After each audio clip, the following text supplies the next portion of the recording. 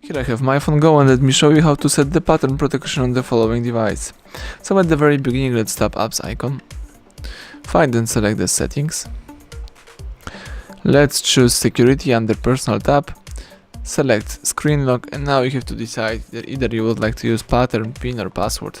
In my case it could be pattern. Let's draw your unlock pattern, tap continue, and let's do it again just for confirmation. So that's it. Then you need to choose your form of notification, so you can select show all notification content, hide sensitive notification content, or don't show notifications at all. In my case, let me show all content. Let's tap done. And now you can just use the power key to lock your device, and if you would like to unlock your phone, you need to enter the pattern. So let me do it. And that's it, you just unlock your device by using your pattern protection. Thank you for watching, please subscribe our channel and leave thumbs up under the video.